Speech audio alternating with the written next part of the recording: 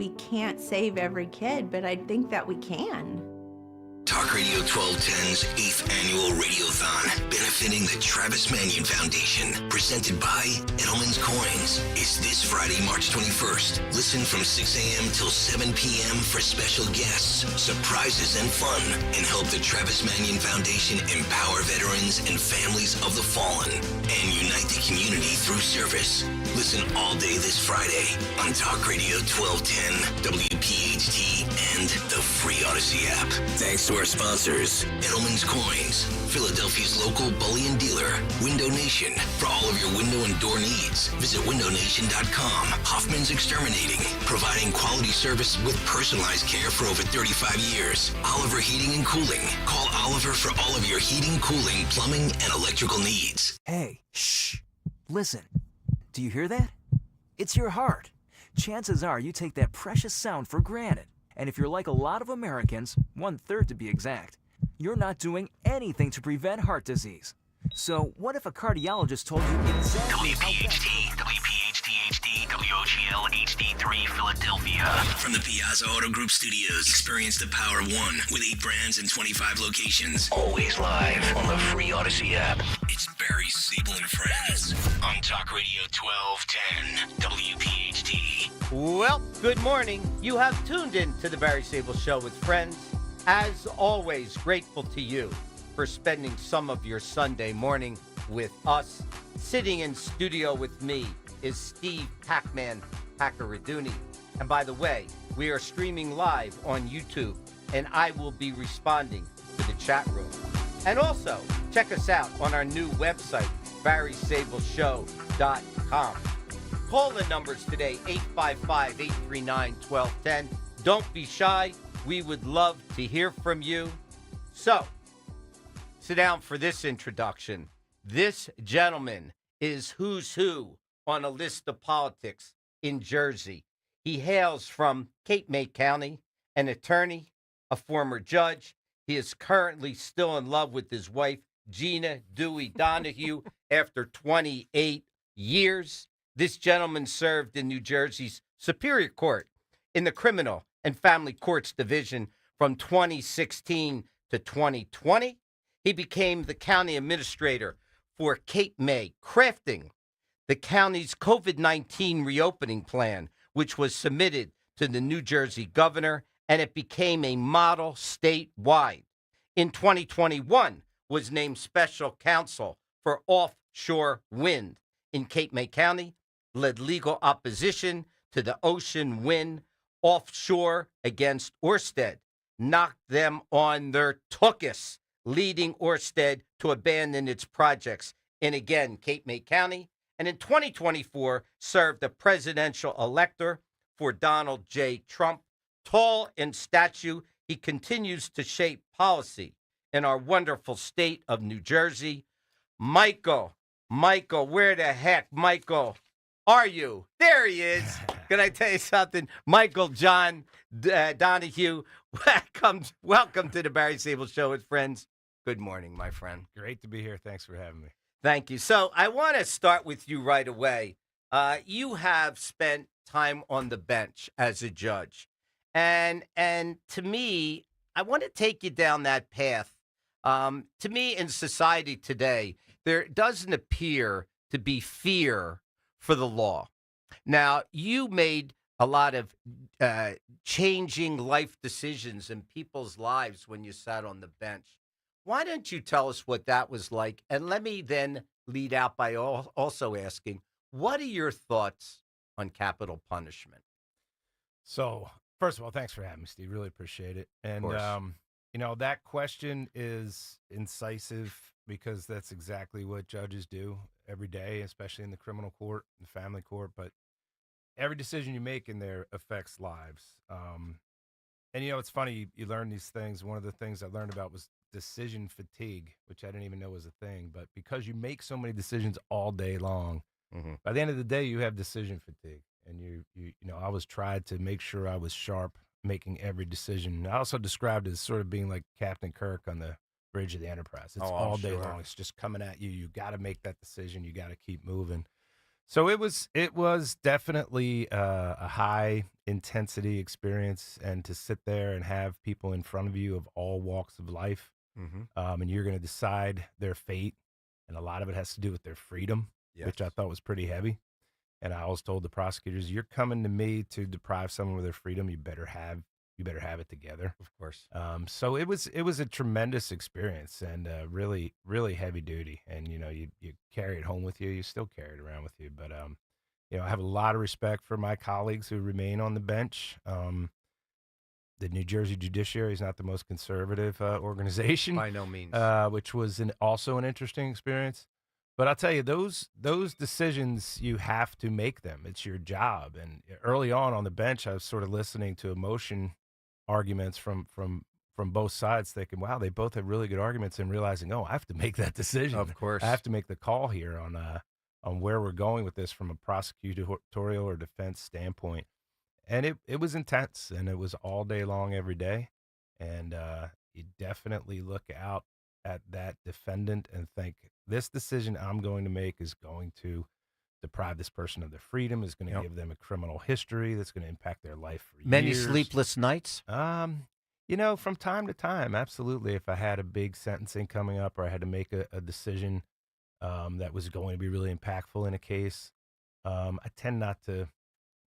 I've had enough experience of sleepless nights course. at this point in my life to kind of manage that. But there definitely were times where I lost sleep over making a decision. And I'll tell you, maybe we could talk about this a little bit, but one of the things that was most challenging in that job was I made decisions on on close to a dozen occasions that led directly to people dying. You got to be kidding. Give us a for instance. So, for instance, the first lady, I remember her. I can see her face right now. It's my job as a judge to decide whether somebody stays in the jail or gets out. Right. She had been in the jail for a while. She had character references. The prosecutor was, sort of lukewarm on whether to keep her in the jail or not. She had a job. She had no criminal history. She was a heroin addict. So she did harm to herself rather than That's somebody else. That's right. And she had, what happens to these folks, it's pretty dramatic. They get arrested, they go into jail, and you see them when they first come in, and you detain them, and they come back, and it's dramatically different because they've detoxed, they've eaten some course. food, they've gotten some course. medicine. It's pretty amazing. But this lady in particular, there were good reasons to let her out. She had a lot going for her. And I got a call from my court navigator, they call him, and said, "Hey, that lady, just want to let you know she's dead." You got to be She kidding. went right. What happens is these folks are heavy duty drug users, and then they detox, and they're in the jail for a couple weeks And that killed or her. even longer, and they get out and they think they can use like Ah. they used before. And so that was really, really intense, to know that you made the decision that led directly to that person. Is there much conversation with your clerks and your peers as judges on a lot of the decisions that you may or may not make? It's not that common. We would often sit together in a conference room and eat lunch, and sometimes in there somebody would say, "Oh, I got this thing I got to decide," and there would be a little bit of a discussion, and that's allowed. It's not one of those things where, hey, you're not supposed to talk about. Among the judiciary, you can actually go to your colleagues and say, "Have you ever seen this? I have to make this decision." So there was more one-on-one in that regard. If you had a senior judge who had seen it all, I would do that and go, "Hey, I have to make this Yeah, because you were inexperienced when you That's right. started, That's right. basically. Yeah. Making major decisions. Yep. Wow, that's a lot of burden. So let me ask you this thought, or make a statement. I remember if I did something wrong as a child, my mom would say to me, "Wait till your dad got home." And I've said this on the air many times. That was the longest eight and a half yes. hours of the day, and hell was coming with them. And the bottom line is that there was fear. So not necessarily to make me grow up fearing something, but I did fear doing something wrong. I think society has gotten away from that. So I asked you about capital punishment, and I'll revert back to that.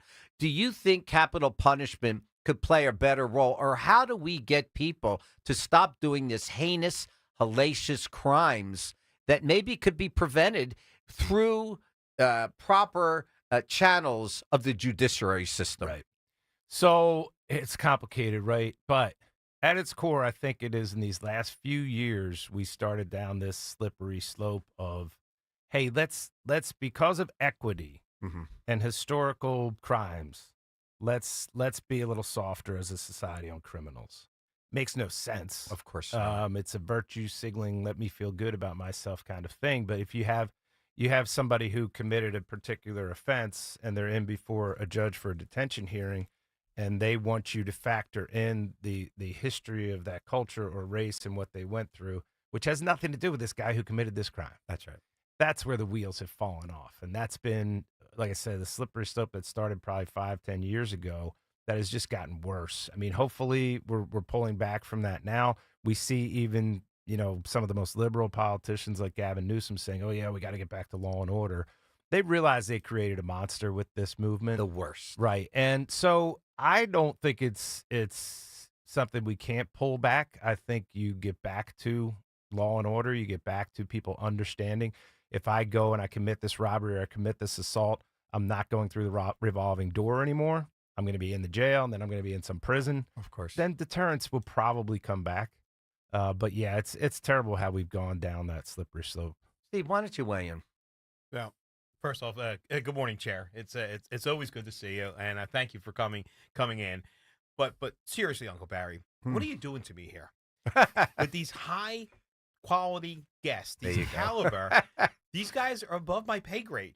I don't and think here, so. we got I don't think from so. the congressman that sits on the Judiciary Committee. Yes. The best known political operative in U.S. history, and then you have the colonel on next week. Yes. And now I'm sitting next to a judge. former Superior Court judge. Yep. I am versed in motor oil. So, But Steve, let me just interrupt you by saying, you always say to me, and Larry came up with the phrase, and we've coined that, you have to pull back the curtain. Right. And we did that with Roger Stone. He was amazing. We opened up the door and we let him go. Jeff Van Drew, we wanted to know what was going on in Congress in Washington, and we let him go. The colonel last week was incredible. I just once again opened up the door, went and putted in the hallway, and let him go. And it's the same thing here with the judge. I mean, you're a wealth of information that we want on this show for people to know what in the world is going on behind the scenes. Because, a guy like yourself sits on the bench and you administer a sentence to somebody. Now, I know there's guidelines, but somebody that committed one of these heinous crimes affects a mother, a father. It could affect a daughter. It could affect a niece. It could affect a sister, a son, a daughter. I mean, there's consequences for doing these things. And the liberal minds have said we've got to somehow forgive and forget. I don't see it that way, my friend. No. To me, that's why we really wanted you on the show desperately and wanted to pin you against the wall to say to you, where are we going in society? I think we're failing. And people, you see it on road rage all the time. You see people going through red lights from that little minuscule thing to crimes that are just horrific. Right. How do we prevent this? As a judge, you sat on the bench. I know you had to think about it all the time. Well, listen, there's the things we can do personally, right? And there's the things that, your local cops can do. And like you talked about, wait till your dad gets home. My dad was a cop, and I wasn't exactly terrified of him, but I didn't want to deal with that when he came home either. So it's that same kind of thing I think we can all do personally. I think from a societal standpoint, we've lost the battle for the minds of our children in this society to the left. Yep. And we've got to get back engaged on that. I think we're starting to. But again, that it starts there. If there are no consequence when you're in home, or even you're at school in 4th grade and you do something you shouldn't be doing. I think teachers could do a better job. Absolutely. I'm sorry. Absolutely. I'm sorry, And they have to have the support of the system, and the system within the schools is terrible. It's terrible. So I think you build out from there. As a broader, from policy standpoint, we have to elect people who believe as we do. And That's are going to true. go in there. That's and say, very true. Okay, listen, we're cleaning this up. We're not going to have this revolving door anymore. We're going to have serious consequences for crimes. We're going to get back to law and order. If we don't elect people that believe that way, we're not going to change the thing. Yep. Listen, why don't we take a break? We are the Barry Sable Show with friends. In studio, Michael John Donahue, judge, has worn so many hats. Steve, we will see you on the other side of the break as well. Kurt, let's go. Hey, Green Gobbler here. So you've got a clogged drain in your bathroom. Water in the sink's overstaying its welcome. You're spitting today's toothpaste on top of yesterday's toothpaste. You hope that it'd go away. Yeah, clogs don't just go away. I make them go away. I'm Green Gobbler, the only clog dissolver you need. I'm bleach-free, safe for your pipes, and I work. Guaranteed or your money back. Because I never met a clog that was gonna unclog itself. Green Gobbler. Let the gobbler get it. If you want jazz music, go to New Orleans. Bagels, New York. And for psychics, think California Psychics. You want the best, you go to the best. At California Psychics, home of free spirits and open minds, we know better than anyone what makes a good psychic. That's why we guarantee, if your reading isn't life-changing, it's free.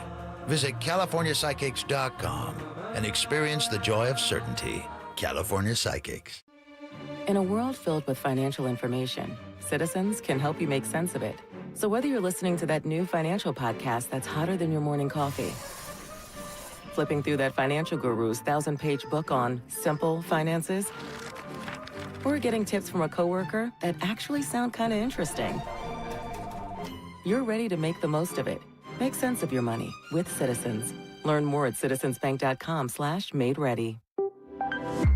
Don't miss the Labor and Energy Show with J-Doc and Krause. Brought to you by the Labor and Energy Alliance this Saturday night at 6. Find out about the important issues that will affect you. The Labor and Energy Show, Saturday night at 6 on Talk Radio 1210 WPHT.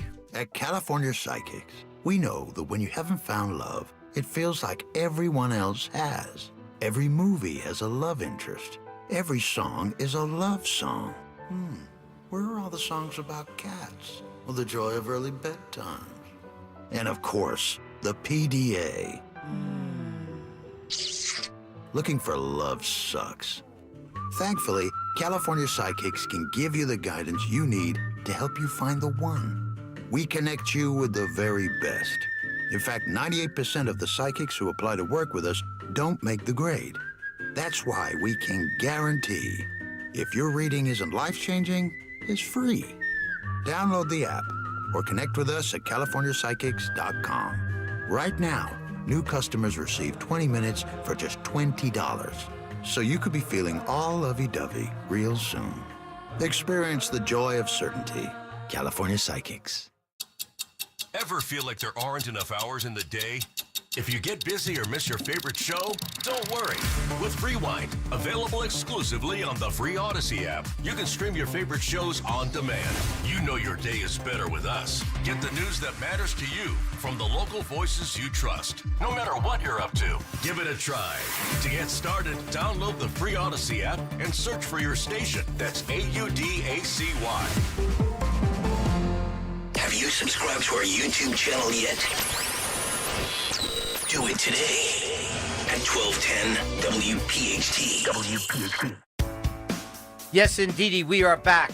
You are listening to the Barry Sable Show with friends, sitting in studio with me, Steve Paccaraduni, and our honored guest, Judge Michael John Donahue. Steve, I know you have a question for the judge. Why don't you lead out?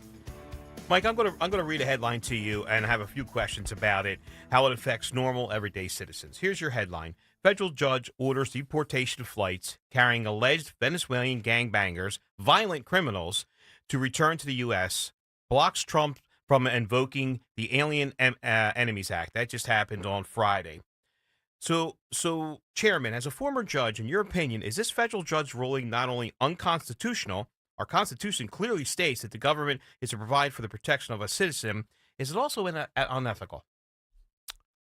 Well, the ethical question, it's you'd have to have a lot more information that this judge somehow is corrupted, and that's not really there. There's a couple of problems here. Number one is these federal judges have the ability to issue a nationwide injunction, which I think needs reform, and there's a lot of talk about reforming that now.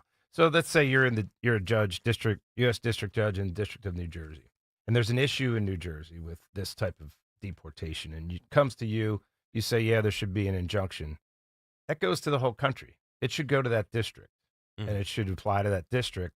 And then they should have to take a case in every other district if they wanted to go nationwide or get an expedited appeal to the Court of Appeals or the U.S. Supreme Court. This mechanism where a single judge can issue a nationwide injunction on something that the President of the United States has Doesn't make decided sense to do. to It makes me, no boys. sense to me. Yeah. No. Here's the other thing I was thinking about this story. I was actually reading this last night. There's this doctrine of unclean hands, right? Which is kind of a nice name. I like it. If you come into court with unclean hands from an equitable standpoint, the court won't hear you. So in this case, this judge said, well, there's immediate irreparable harm to these people because they're going to be deported. And how can we ever fix that? Once they're deported, they've suffered this irreparable harm. Well, they caused the problem. Of course. You shouldn't benefit from the fact that you caused the problem. You came here illegally. You're a Venezuelan gang member. We've got this evidence on you. And the judge is going to say, wow, this is going to cause them irreparable harm because they'll be deported. But they're not here legally. That's unclean hands. That's right. You came into the court with unclean hands. They've ignored that. So I think it's one of the things we'll see. Hopefully Congress will take it up because it's probably going to require congressional action to reform the ability of the federal district courts to issue nationwide injunctions. Well, you know what's scary to me, and we've said it before in the blue states. You have a Democratic governor, Democratic mayor, Right. Democratic judges, Democratic. Every right down the line, everything is Democratic, and now you're going to have a Democratic judge push back against the Republican Party. You've got political implications there that are problematic, and you hit the nail on the head. Here's a judge that obviously leans to the left and making left decisions, and you have people in office today that are leaning to the right. Yeah. So, I mean, that's problematic. So here, Trump is trying to do the right thing. You committed a crime here like that. You're here illegal.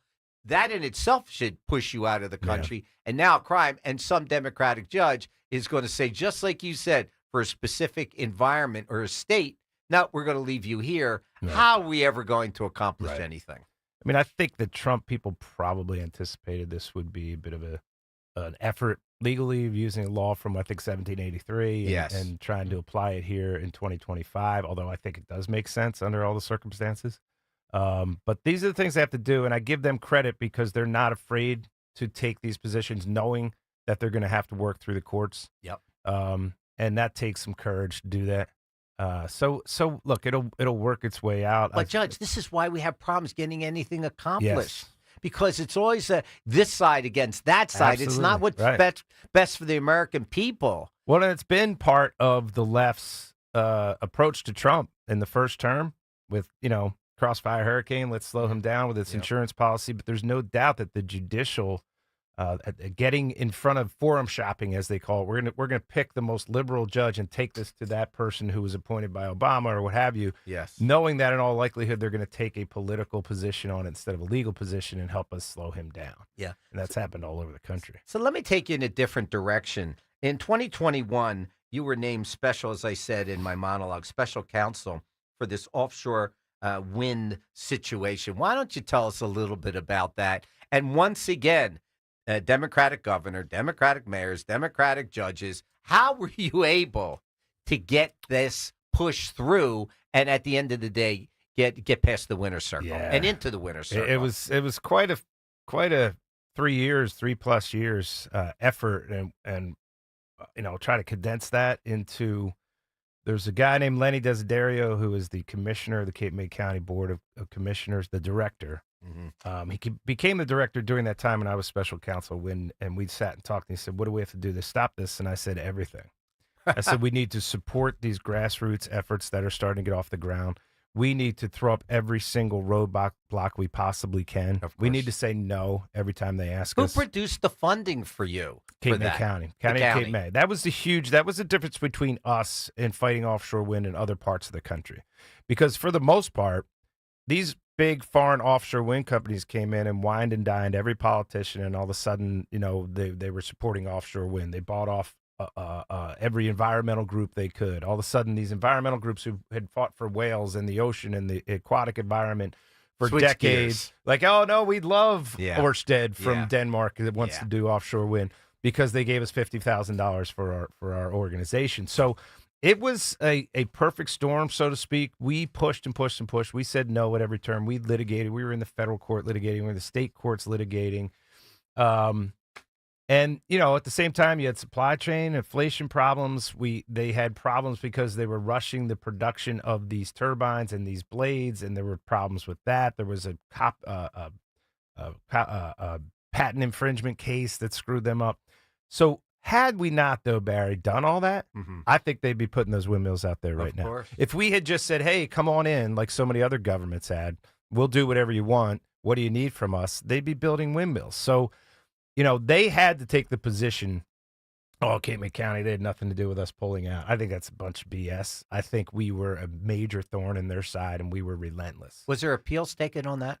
Oh, yeah. We were in the appellate division of the Superior Court in New Jersey on two cases at the time that they decided to bail out. And we spent, they wanted us to just dismiss, but I said, no, I want you to admit that you're not, or concede and agree that you're never going to build these windmills. Wow. So we got them very close to that before we agreed to dismiss anything. Go ahead, Steve. So, Chairman, I just read an article from Bloomberg, actually. It says the critical permit for an offshore wind farm plan near New Jersey Shore has been invalidated, and President Trump has declared he hoped the project was dead and gone. Does this seal the fate for this now? Well, listen, never say never, right? Okay. We are vigilant. In fact, I've been retained by Protect Our Coast New Jersey. Robin Schaefer, who worked with Megan Lapp, who works with Sea Freeze. She was the driving force behind the Loper Bright decision that did away with Chevron deference. You know all about that. We're going to file an amicus brief in support of a case against the Vineyard Wind Project. We're in the midst of that now. Because we don't want to relent. We want to keep the pressure on. We want to demonstrate that the Bureau of Ocean Energy Management's permitting process was terrible, so that we can sort of say that's the end of that. In this case, Steve, with Atlantic Shores, that's one I've been involved with. We have, Long Beach Island, Brigantine, these places that have really fought against that project. It's complicated, but there's a process where you can have an EPA permit and send it back to this board that will kind of review it as an appeal. It's an internal process that they rarely agree to. And they agreed to it, and they said, yeah, the permit was faulty. Wow. So it's a huge development in that project that really sets them back. And for these guys, their business plan is on the knife's edge all the time. Right. So for them to suffer that setback, and time is money, it hopefully will end that project. So, Judge, let me give our listenership an idea who Ørsted is. They are a global renewable energy company that develops, constructs, and operates wind farms, energy storage facilities, and bioenergy plants. So my question to you is, do they have something else up their sleeve? Or they just walked away saying that windmills were defeated? Do they have something else operational that they're working on? Well, so we had that concern initially, of course. That's why we sort of keep the pressure on. We kept our federal lawsuit going. Even they said they were leaving. But Ørsted itself has sort of crumbled. And, Ørsted used to be Denmark Oil and Natural Gas. Yes. When they still have a portfolio full of fossil fuel stuff. Yes. But Ørsted has really suffered in this. They put a lot of eggs into this Ocean Wind 1 basket off of Cape May County. They had projects in other parts of the world that weren't going well. So when this one crumbled, I mean, I have this graph of the stock. It shows their stock peaks right when I'm hired as special counsel. And then it goes like this over the next 3 years. But but Ørsted, in terms of as a going concern, is in trouble. It's 50.1% owned by the people of Denmark. Well, that's what I was going to ask you. This is an international company that is affecting our country. That's right. That doesn't make any sense to me. No. And billions of dollars of our taxpayer money going to support them. Wow. And they're not the only one. Most of these offshore wind companies are foreign corporations that have American partners. Right. Steve, before we conclude this session, we're almost against the break. I know you have a question. Fire away. So, Mike, it's actually more of a statement than a question. First and foremost, Barry and I talk about this all the time, about quality people getting involved in politics, quality people fighting City Hall. You fought City Hall. Let me tell you, you fought the governor. You fought a Democratic machine, especially in South Jersey, that's second to none. All this other stuff. and it can be done. So, listeners, I want to know, when you have a quality person like Mike Donahue, this can happen. But you can help us, too, with this and get involved with the Republican organizations or political organizations or action groups, and you can set this, because Mike has proven that, hey, you can fight these big things. But you just said something that I did not know. Tell us. That Denmark, you said 51% of that company was owned by Denmark, the government or the people. Yep. Imagine that. Why wouldn't there be an American company? We're subject to them. Why? Right. You know. And then also, what it is too, then, if we were, if the American citizens had a stake in this, would you think the outcome would be dinner that they would have said, okay, maybe not in the middle of the ocean is kind of stupid, but hey, we can make our own renewable energies. Why are we paying a foreign country to make our renewable energies? Doesn't make sense to me. Well, look, I mean, it boils down to this whole Green New deal, Green New fraud, as I call it. Yep. And all Phil Murphy's virtue signaling, and he wanted to be the greenest governor, and he has aspirations nationally. And in their tribe, this is the pinnacle. Like, let's get rid of gas cars, even though it doesn't work, and people will be put out. But let's bring in these foreign green energy companies and build these monstrous windmills and destroy our Atlantic coastal environment so that we can say we did it. We did green energy. Yep. Even though I talk about my mom and my 89-year-old mother who's sitting there paying her electric bill that's going up every month thanks to Phil Murphy and these foreign wind corporations, right? So, look, it's been a huge victory for us. I can tell you at the beginning, we sat with Ørsted representatives, and usually adversaries you kind of develop some affection for as you go along, because we're all human beings, not these people. They're ruthless. They said, use nothing you can do about this. Just sign on the dotted line and give us everything we want. That's how they handled everything, every conversation we had with them. And I would tell you that I told them in 2022, you're racing against the clock. You're racing against January 20th, 2025. And if that goes badly for you, this is all over. That's why you need steel in the water. Looks like we are up against a break. You have been listening to the Barry Sable Show with friends. Sitting in studio, Michael John Donahue. He's known to carry a big stick, just like the movie Walking Tall. We will see you on the other side of the break. Does your current trophy wife want a life insurance policy 3 times the size of your previous mistakes? Relax and call Big Lou at Term Provider. Big Lou says if you're in your 50s, even a bit porky, a $1 million term life policy should only cost about $200 to $300 per month. Call Big Lou at 800-529-2856. Remember, Big Lou's like you. He likes trophies, too. For affordable life insurance, call 800-529-2856. Tired of hearing scary radio ads about the IRS? Tax Relief Advocates is different. TRA is here to tell you that if you owe money to the IRS, whether it's $5,000 or $500,000, we have a solution. TRA can eliminate or reduce what you owe to the IRS with zero risk to you. We have over 1,000 5-star reviews on Google and an A+ with a BBB. End your tax nightmare today by visiting TRA.com or call 800-488-1329. That's 800-488-1329. Your new kitchen. Visualize it. Kitchen Magic has just launched its new innovative online kitchen visualizer. Easily experiment with styles, colors, and layouts online and preview your perfect space before your design consultation. Then Kitchen Magic's design experts can refine the details to bring your vision to life. Family owned for 45 years, Kitchen Magic has crafted over 60,000 beautiful American-made kitchens. Right now, enjoy 40% off installation. Visit kitchenmagic.com.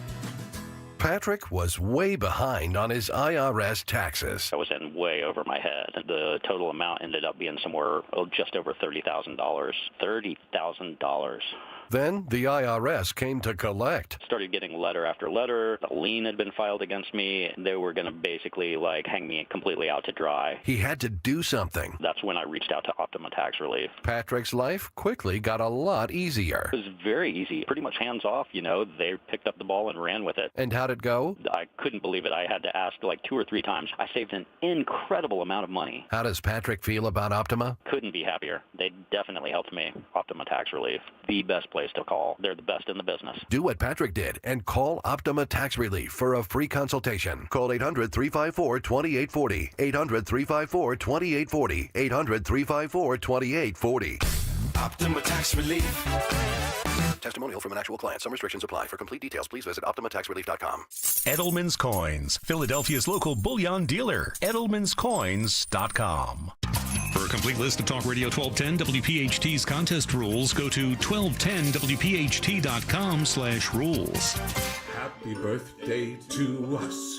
2 surprises for you. 2 surprises from NordVPN. 2 surprises for you.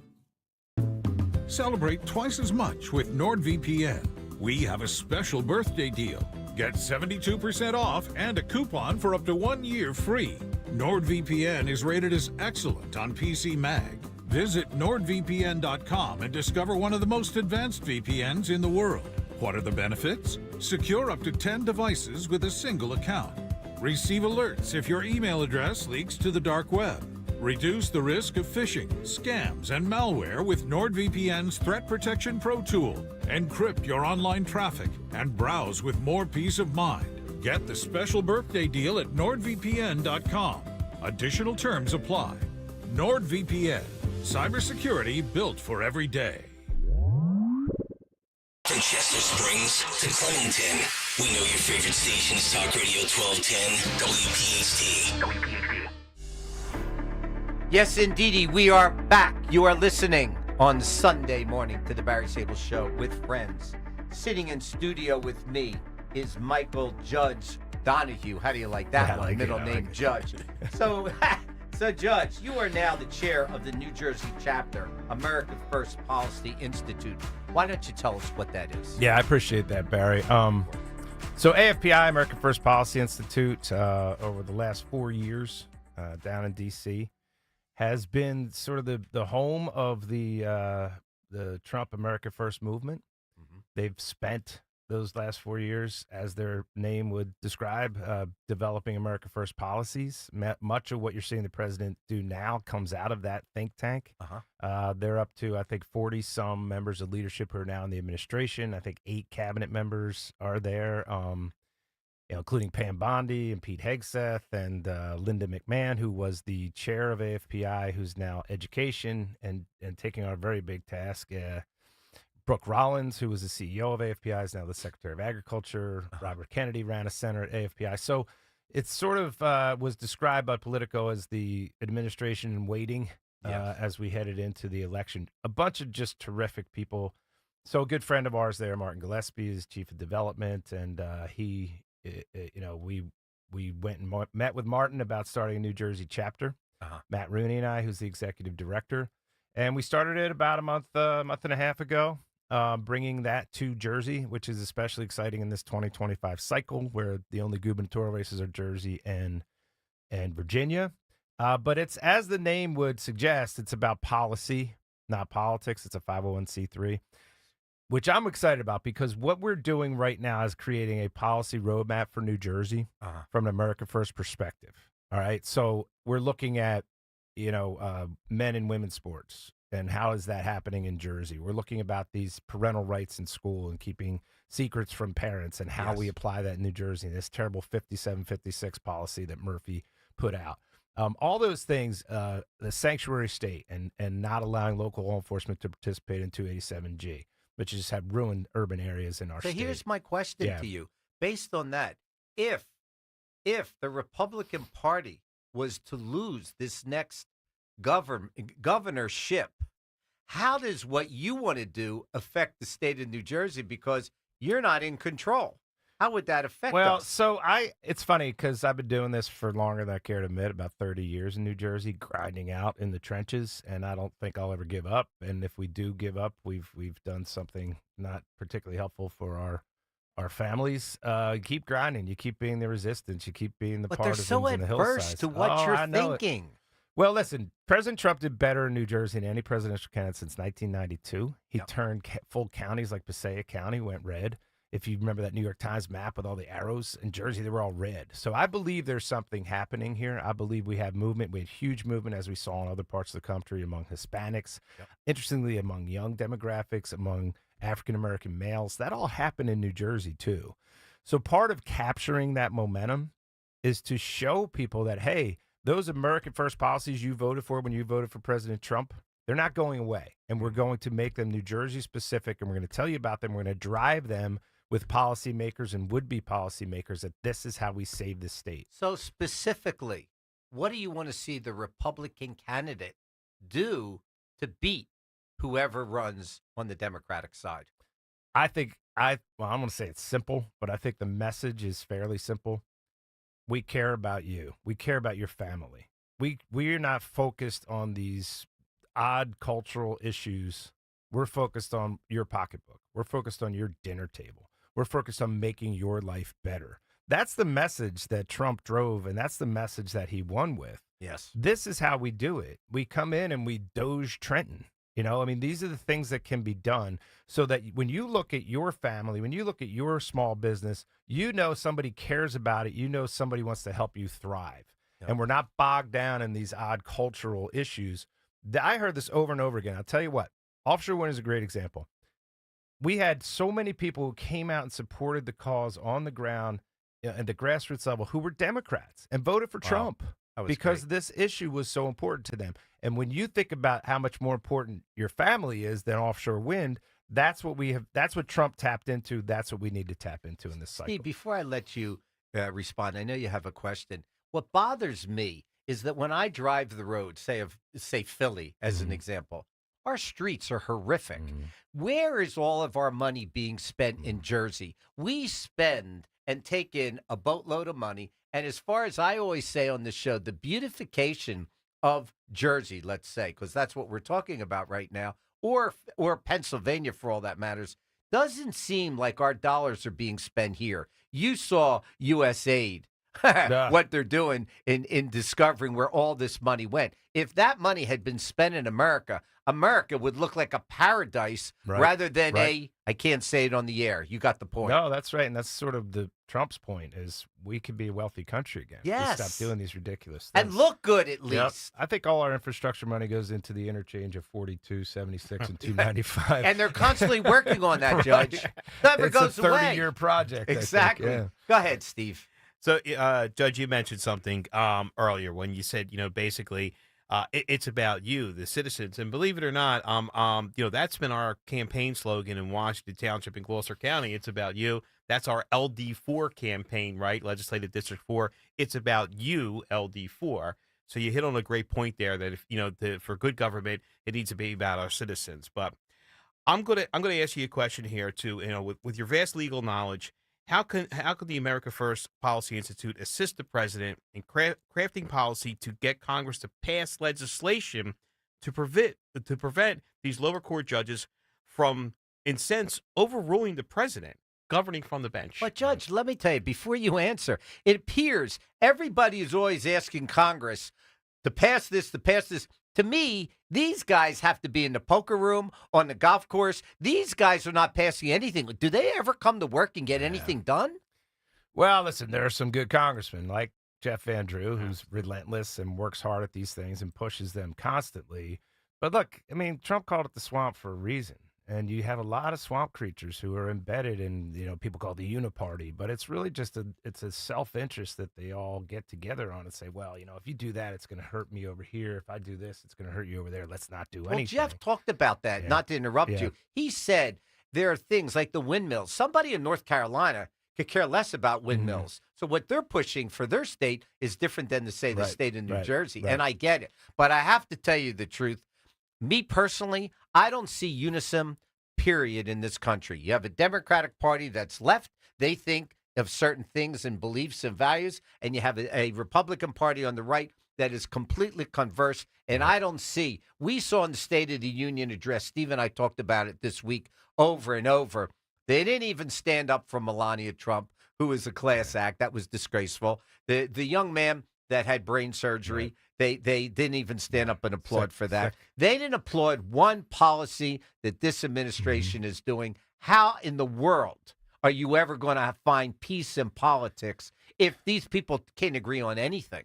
Well, you're right. Sorry, but that's the way I see it. You're not wrong, but I have some hope because you see among the Democrats now, there's a battle going on internally in that party. Are we going? Look, Fetterman, I think, oddly represents that voice that, look, we're going to continue to just be crazy and drive people and voters away and feel good about our position as we drive everybody to vote for somebody Judge, else. 74 million people voted to the left. Right. And you can see, conversely, what's happening today. And I don't know how many people are actually, those 74 million people are being converted. I think that, I talk to people all the time. And it doesn't appear to me as if they value the values of their own life. Listen, it's a challenge, I think, for many different reasons. One is that we don't have sort of a collective consciousness in America anymore. Right? Is that because the fabric of America has changed? Well, I think or that's is changing? true. But I also think it's the way we consume information. We go to an echo chamber and we sit in there. We used to. When I was growing up, how old I am, we used to talk in school about, did you watch Happy Days last night? And everybody watched it, the whole country, because we had this collective sort of thing. And if there was a big news event, it was on 3, 6, and 10, right? It was ABC, NBC, CBS. Everybody was watching the same thing. We talked about it. We analyzed it. Now it's not like that anymore. So as political organizations, as activists, you have to figure out how to reach people. And it's harder. And it is more expensive. From a political campaign standpoint or a marketing standpoint, you have to drill down. You have to identify the demographics that you want to go after. To find persuadable people is a challenge, and then to reach them is even more challenging. Judge, we're up against the break, but I want to leave you with this question, and we'll address it after the break. Do we have too many options? There used to be 3, 6, and 10, and that's what we watch TV. Right. Today, our options are voluminous. You are listening to the Barry Sable Show with friend sitting in studio. Only the Judge Donahue. We will see you on the other side of the break. Happy birthday to us. 2 surprises for you. 2 surprises from NordVPN. 2 surprises for you. Celebrate twice as much with NordVPN. We have a special birthday deal. Get 72% off and a coupon for up to 1 year free. NordVPN is rated as excellent on PC Mag. Visit NordVPN.com and discover one of the most advanced VPNs in the world. What are the benefits? Secure up to 10 devices with a single account. Receive alerts if your email address leaks to the dark web. Reduce the risk of phishing, scams, and malware with NordVPN's Threat Protection Pro tool. Encrypt your online traffic and browse with more peace of mind. Get the special birthday deal at NordVPN.com. Additional terms apply. NordVPN. Cybersecurity built for every day. You may be ready for retirement, but is your money? Learn how to make your money work overtime. Tune in to The Retirement Spectrum with Alan Cohen. Saturdays at 3 on Talk Radio 1210 WPHT. Pastor Brad Lacey here, First Baptist Church, Conshohocken. Join us Saturdays for the great message and be blessed. 5 a.m. right here on Talk Radio 1210 WPHT. When you need to know, depend on KYW News Radio 1039 FM.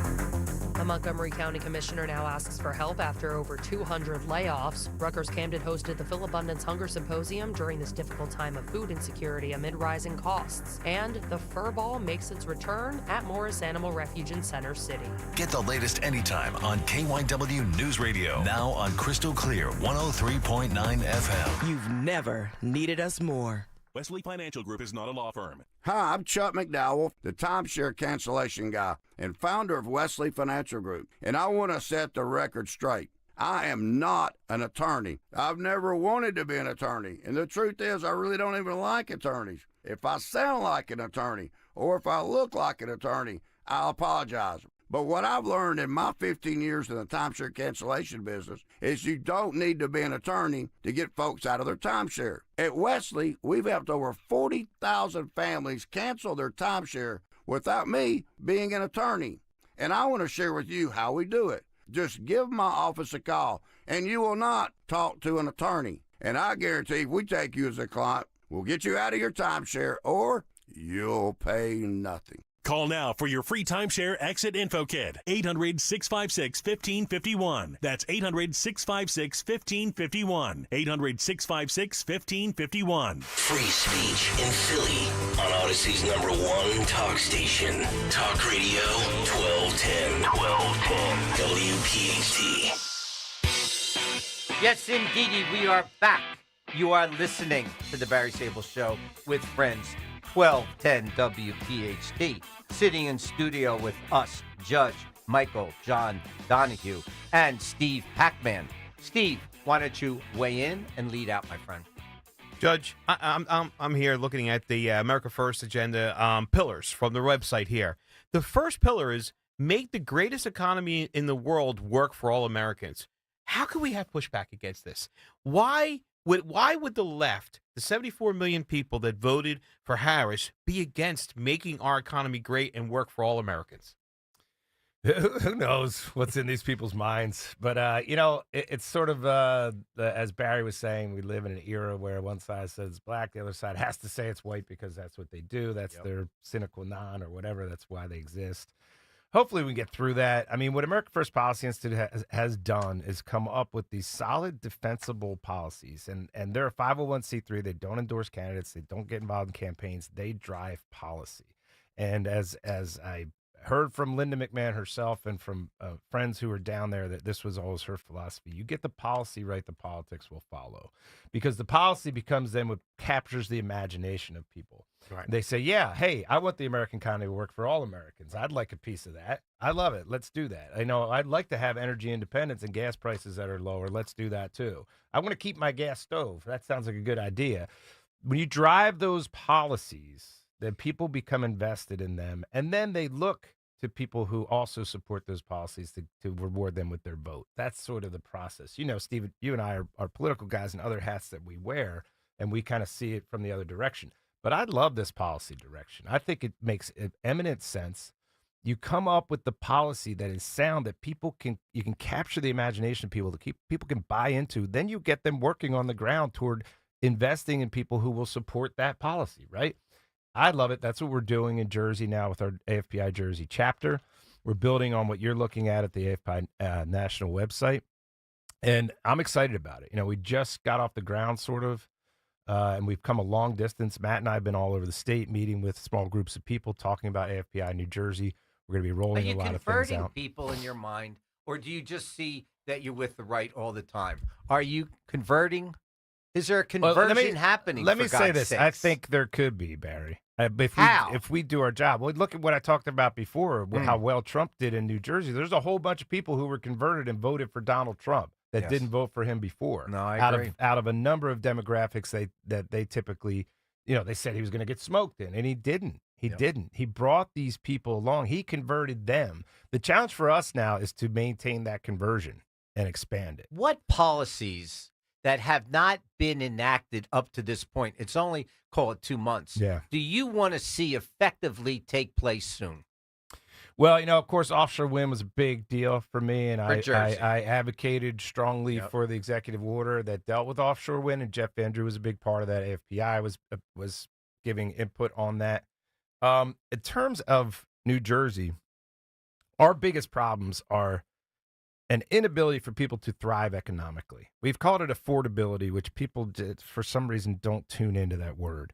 I'm calling it ability to thrive, for your family to thrive, for your business to thrive. It doesn't exist in New Jersey. That's why everybody leaves. That's why, I have one daughter in Chicago and one in Virginia, because that's where they got jobs, and it's not, the opportunities don't exist in New Jersey. We need to get back to creating the ability for families and businesses to thrive in this state. That means tax reform for corporations. We keep raising taxes on corporations, so more of them leave, and they take their jobs with them. I mean, this is, years ago, Ireland became the Celtic Tiger because they did corporate tax reform, and all these international corporations said, hey, let's go locate to Ireland. And their economy went booming. And we've seen historically that's what happens when you lower taxes on corporations.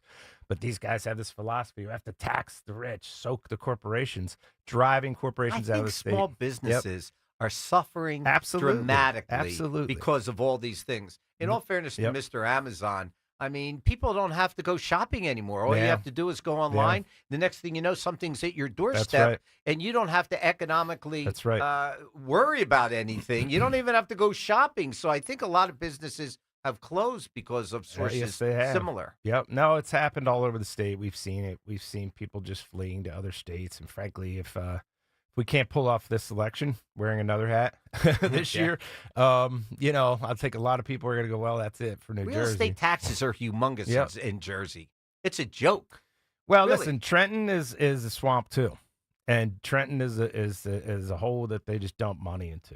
That has to change. Anybody auditing the state of New Jersey? Well, they don't even audit themselves. They put together fake balanced budgets. I mean, you look over the years, the sales tax in New Jersey was supposed to be dedicated for real estate tax relief. Yes. They put it in the general fund. Of course. The tourism tax, all these different taxes that they create. And our Supreme Court, in their wisdom years ago now, said, oh, well, the budget is a new law. So even though they passed that law to get sales tax for property tax relief, they passed the budget and said we're going to consume it for something else. So there you go. Yeah. It's terrible. New Jersey is in desperate need of reform from top to bottom. Is it going to happen?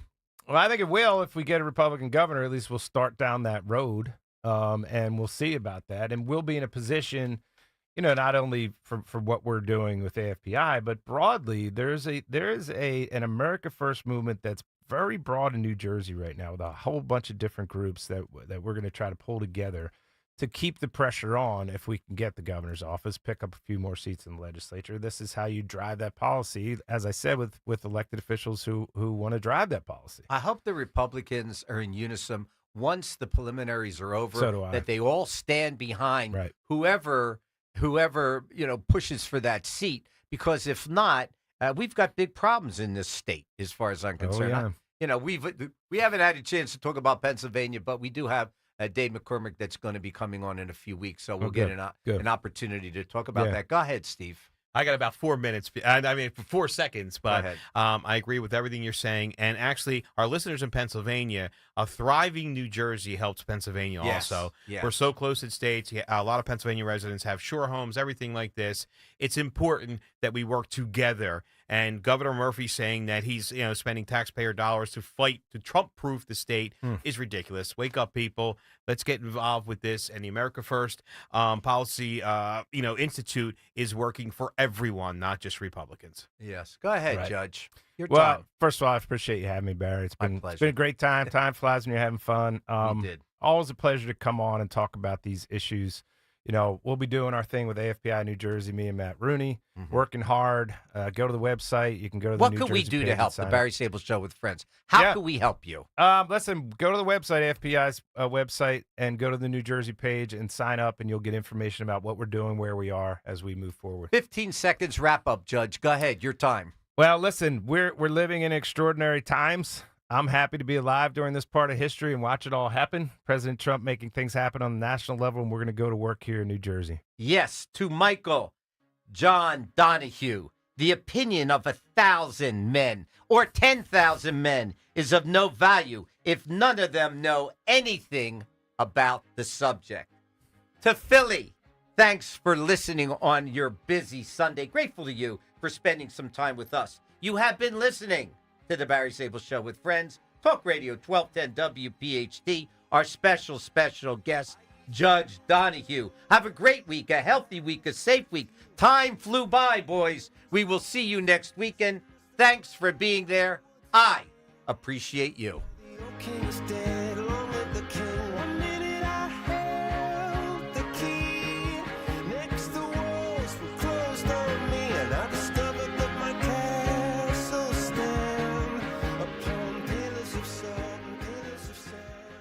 Hey everybody, Chris Coonahan for Leaf Filter, America's #1 gutter protection company with over 1 million satisfied homeowners. I'm here to answer all of your home maintenance questions. I have Mary from Des Moines on the line. How can I help, Mary? You're wrong. You'll see.